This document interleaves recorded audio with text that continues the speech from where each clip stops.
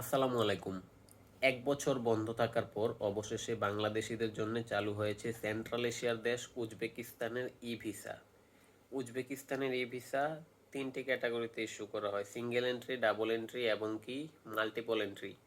ভিসার ভ্যালিডিটি থাকবে ৯০ দিন, আর প্রতি এন্ট্রিতে আপনি ৩০ দিন থাকতে পারবেন।